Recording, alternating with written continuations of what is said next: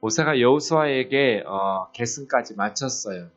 리더의 마지막 사명은 다음 후계자인 리더를 세우는 일인데 모세는 그 일까지 잘 완수하고 하나님께서 주신 사명을 잘 감당했죠. 염려가 생기는 거예요. 모세가 살아있을 때도 이스라엘 백성들이 하나님을 거역하면서 그렇게 불순종했는데 모세가 죽고 나면 모세가 어떤 사람이요? 이스라엘 백성들 눈 앞에서 하나님과 대면하여 말하던 자죠. 엄청난 기적과 역사들이 모세를 통해서 하나님께서 베푸신 그러한 위대한 하나님의 사람인데 그 모세 생전에도 이스라엘 백성들이 그렇게 불순종했는데 모세가 죽고 나면 얼마나 더할까 염려가 되죠. 그들이 하나님의 말씀에 불순종하면서 하나님을 멀리하는 순간 나라는 망할 거예요. 그래서 모세가 할 수 있는 마지막 노래예요. 노래. 어제도 말씀드렸지만 노래는 사람들이 가장 오랫동안 기억할 수 있도록 하는 장치죠. 그래서 모세는 설교 끝나고 후계자 세우고 노래를 불러서 이스라엘 백성들에게 가르치는 것이죠. 이어지는 노래가 내일까지 설교가 될 텐데요. 15절부터 33절까지 보시죠. 여수룬이라는 말은 야사르라는 동사에서 나왔는데 야사르는 곧다예요. 곧다, 딴뜻하다. 그래서 여수룬은 곧은 정직한, 의로운 그런 자들이라는 거죠. 온전하고 의로운 사람들, 그러한 백성. 그러니까 이스라엘을 시적으로 표현할 때 여수룬 그래요. 좀 찔릴 것 같아요. 이스라엘 백성들이 우리한테 올곧은 의로운 이런 식으로 부르면 좀 그렇게 되고 그렇게 살아야겠지만 그렇게 살지 못해서 좀 이렇게 양심에 찔리는 그런 이름이 되지 않겠어요? 여술은 올곧은 정의로운 정직한 반듯한 그런 뜻이에요. 여수룬이 기름짐에 이제 적과 꿀이 흐르는 땅에 들어가서 풍부해졌어요. 어제도 말씀드렸지만 하나님의 백성들이 하나님의 은혜로 기름지게 되면 두 가지 해야 돼요. 첫 번째는 어제 했잖아요. 뭐 해야 돼요? 감사해야 돼요. 두 번째는 섬겨야 돼요. 하나님께서 우리에게 은혜를 베푸셔서 풍성하게 하실 때 망하지 않는 방법. 하나님께 감사하고 하나님을 섬겨야 돼요. 그 물질에 취해 살면 망하는 거예요.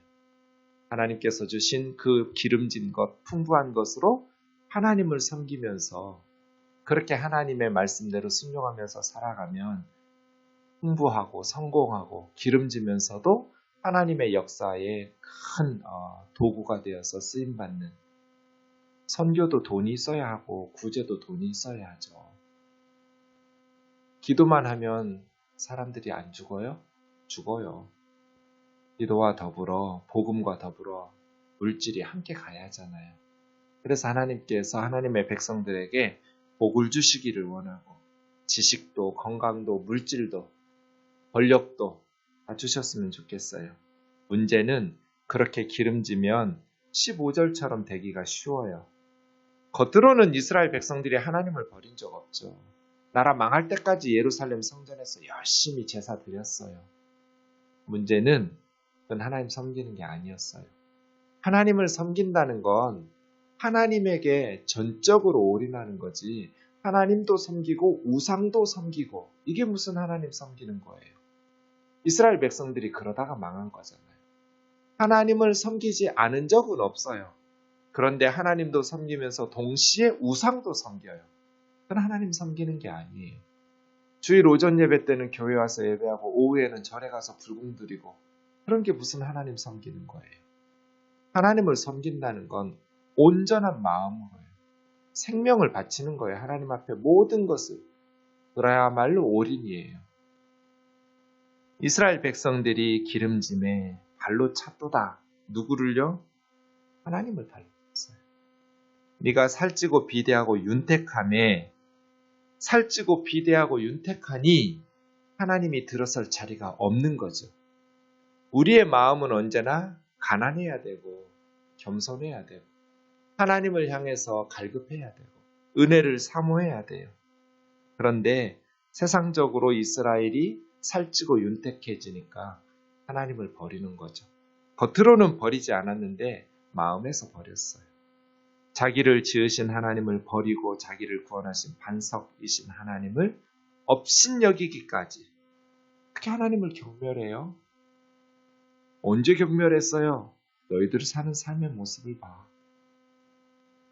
그들이 다른 신으로 하나님의 질투를 일으키고 가증한 것 우상 숭배로 그들의 진노를 격발하였도다.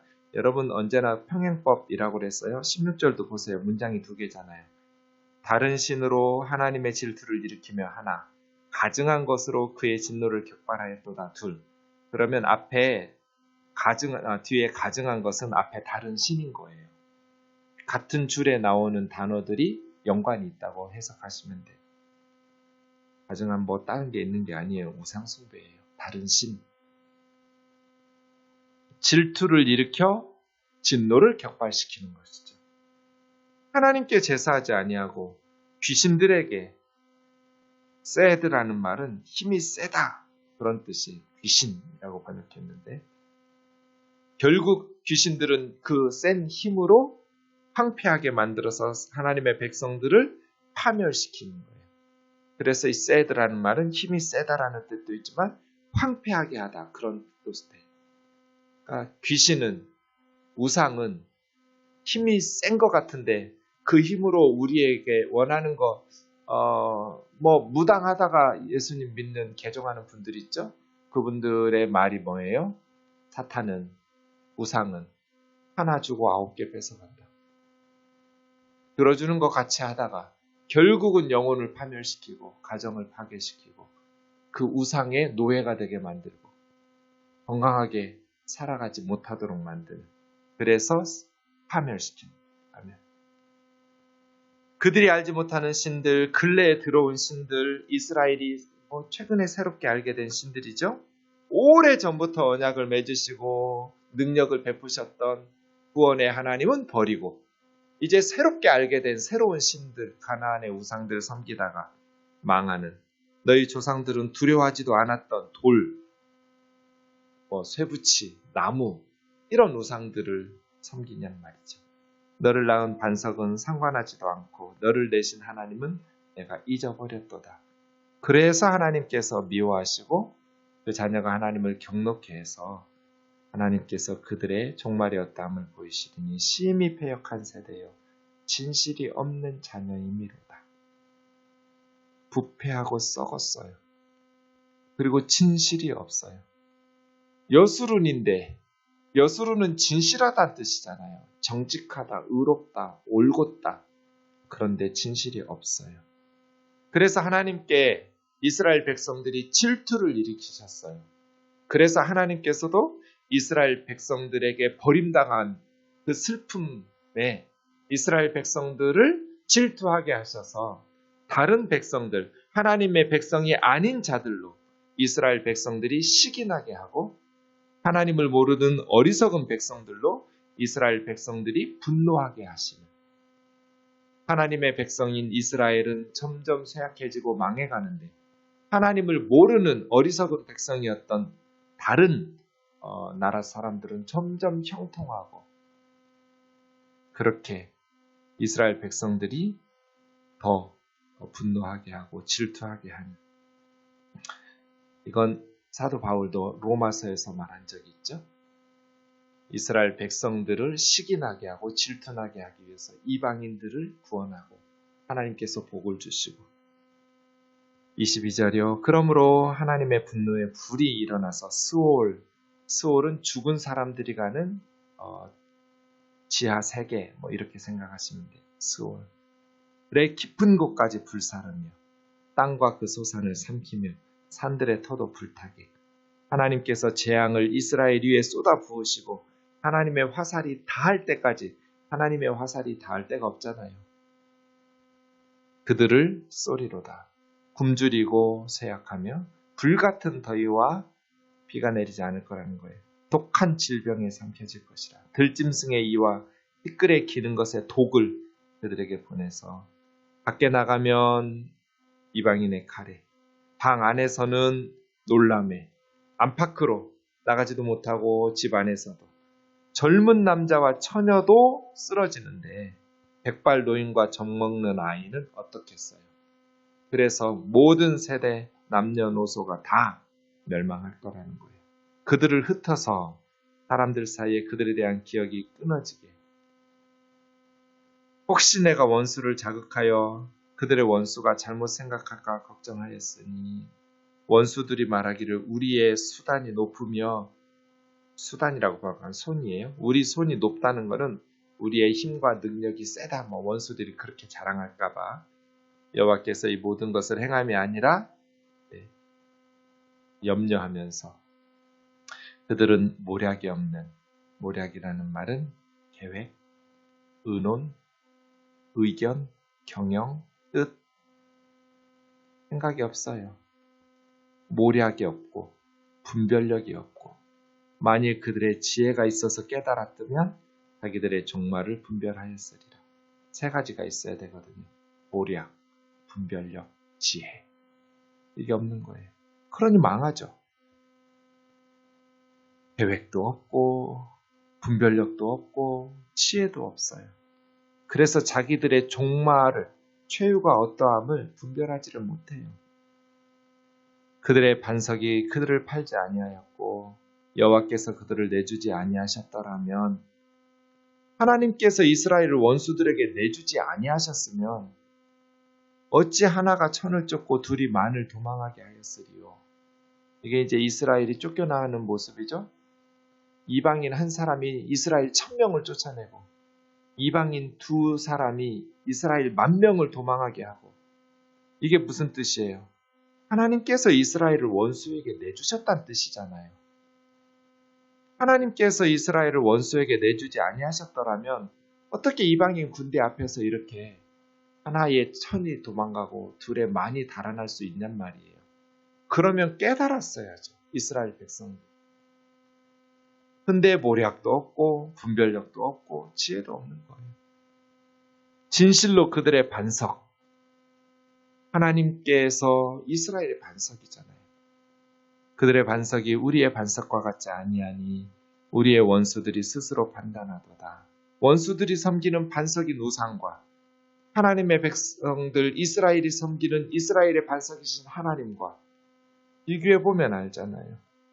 이는 그들의 포도나무는 소돔의 포도나무요 고모라의 밭의 소산이로다.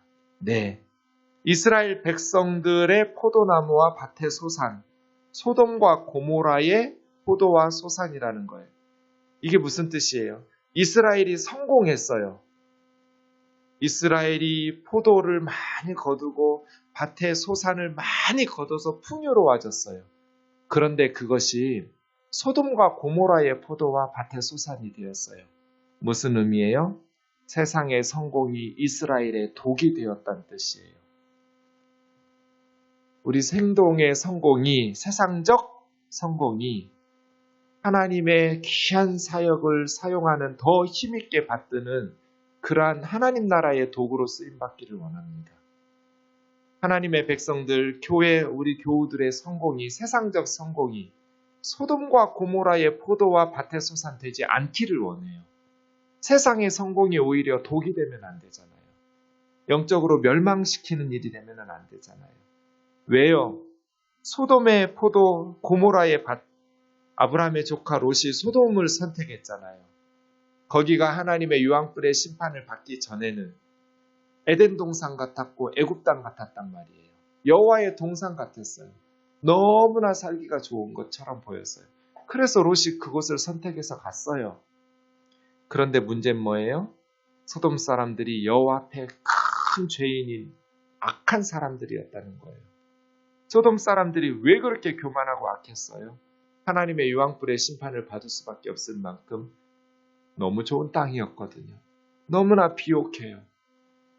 세상적 성공이 소돔과 고모라를 멸망시킨 거예요. 이스라엘이 그렇게 된다는 거예요. 그러면 그 포도는 뭐예요? 독이 든 포도고 그 송이는 쓰고 포도주는 뱀의 독이고 독사의 맹독이라. 하나님을 떠난 성공, 하나님을 제외시키는 풍요는 축복이 아니라 독이 들어있는 성공이라는 것을 기억해야 돼요. 그래서예요. 하나님께서 우리에게 풍부하게 하시고 기름지게 하실 때는 하나님께 감사하고 하나님만 섬겨라. 하나님을 버리고 교만해지고 하나님을 잊어버리면 결국 그 세상의 성공은 소돔과 고모라의 포도와 독이 든 포도와 송이와 그런 맹독이 든 독사의 맹독과 같고 뱀의 독이 든 그런 포도주가 될 것이고 그런 성공이 될 것이다. 저는 목회하면서 이런 분들 너무 많이 봤어요. 어려울 때에는 정말 하나님 한 분만 붙들고 살던 분. 세상적으로 성공하기 시작하니까 껍질만 남더라고요. 신앙의 껍질만. 마음이 없어. 겉으로는 교회 나와요. 근데 썬데이 크리스천. 간절함도 없고 겸손함도 없고 거들먹거리고 교만하고. 우리 가난하니 참 좋죠. 우리같이 하나님 한 분 외에는 소망이 없으니 그것도 참 은혜 같기도 하고 너무 감사할 때도 많아요. 그러나 계속 이렇게 살면 안 되잖아요. 하나님의 일에 물질도 필요하고 세상의 지혜도 권력도 필요하잖아요. 그런데 그 속에 소돔의 포도와 고모라의 밭의 소산이 되기가 너무 쉽잖아요. 세상의 성공이 우리 마음을 교만하게 하여 하나님으로부터 멀어지게 하기가 너무 쉽잖아요. 그래서예요. 하나님의 말씀을 노래로 만들어서 불려드리는 것.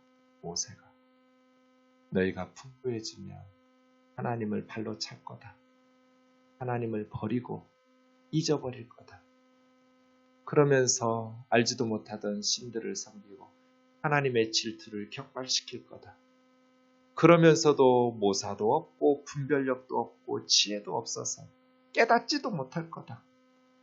그렇게 살다가 너희 끝이 어떻게 될 줄 알았더라면 너희가 그렇게 어리석게 살지 않았을 텐데. 지혜로운 사람은 말씀을 통해서 배워요. 그런데 어리석은 사람은 경험을 통해서 배워요. 직접 겪어야 깨달아요. 그런 어리석은 성도 되지 말고 말씀을 통해서 지혜롭게 하나님께서 우리에게 주신 은혜로 저는 어제 밤에도 선교사님 한 분 만난 저녁 식사하면서 교제했는데 정말 돈 좀 있었으면 좋겠다 싶더라고요. 너무 사역을 잘하시는 거예요. 그런데 후원이 많이 필요하겠다. 전 돈이 없잖아요. 여러분이 돈을 많이 버세요. 그래서 선교사님들 뒷돈 좀 열심히 대세요. 기도도 열심히 하시며 물질로도 후원하고 하나님의 나라에 힘있게 쓰임받으면 얼마나 멋있게 살아요. 하나님께서 우리를 풍부하게 하실 때 하나님께 감사하면서 하나님 섬기는 멋진 그리스도인 되기를 주의 이름으로 축원합니다. 소돔의 포도, 고모라의 밭의 소산이 되지 않기를, 세상의 성공이 독이 든 포도가 되지 않기를 기도하겠습니다. 사랑하는 하나님 아버지, 모세는 염려하고 있습니다. 자기 사명이 끝났는데도 말씀을 마무리 짓지를 못하고 다시 노래를 지어 만들어서 부르는데 그 노래가 기쁜 노래가 아닙니다. 경고로 가득한 노래, 염려로 가득한 노래였습니다. 여수로나 여수로 너희는 정직하고 진실하게 하나님만을 섬겨야 하는데 반석이신 하나님을 버리고 우상을 숭배하다가 망할까봐 두렵고 그렇게 하나님 앞에서 몸부림치면서 마지막 사명을 노래로 기도로 마무리하는 모세처럼 하나님 아버지 독이 든 포도와 맹독이 든 포도주를 마시지 않게 하여 주옵소서. 하나님께서 우리를 기름지고 풍부하게 하실 때 하나님께 감사하고 하나님을 섬기는 도구로 쓰임받는 우리의 성공이 되게 하여 주옵소서. 예수님의 거룩하신 이름으로 기도하옵나이다. 아멘.